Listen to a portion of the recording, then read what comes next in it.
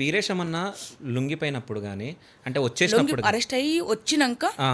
తెలంగాణ ఉద్యమం సీరియస్ నడుస్తున్న మూమెంట్లో కేసీఆర్ గారు పిలిచి పార్టీ కోసం పని చేయమని అడిగారు. ఓకే. అంటే ఇక్కడ లొంగిపోయారు అని అంటే కాదు అంటున్నారు మీరు. అవును. అంటే అరెస్ట్ అయ్యారు. అవును. అరెస్ట్ అయిపోయిన తర్వాత జనజీవన స్రవంతిలో కలిసిపోయారు. అవును. అవునా? మళ్ళీ తిరిగి వెళ్తే పార్టీలో పనిచేస్తారు, ఓకే. లేకపోతే ఉండిపోయినారు ఇక్కడే. ఓకే. లొంగిపోవడం అంటే పోలీసులు దొరికి సరెండర్ అవ్వడం. ఓకే. అంటే అరెస్ట్ అవ్వడం అంటే? అరెస్ట్ అవి జైలుకు పోవడం అనేది వేరది. ఓకే.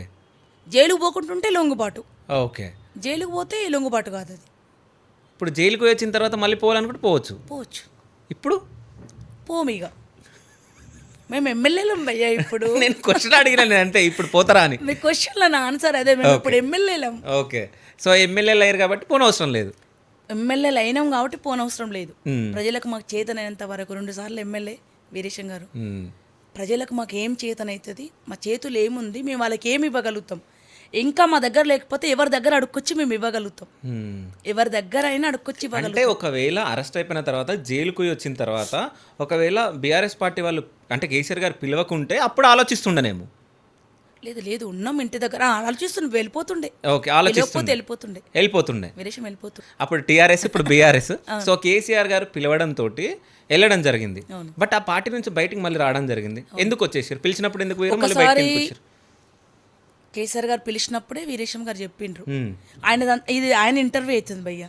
లేదు అంటే మీరు యాజ్ ఏ సత్యమణిగా, సో అంటే మీరు కూడా కొంచెం ఉంటుంది కదా, సో అట్లని పార్టీ నుంచి మేము రాలే, వాళ్ళు గెంటేసిండ్రు. ఓకే. ఫస్ట్ టైం ఎమ్మెల్యే అయినాం. మ్మ్.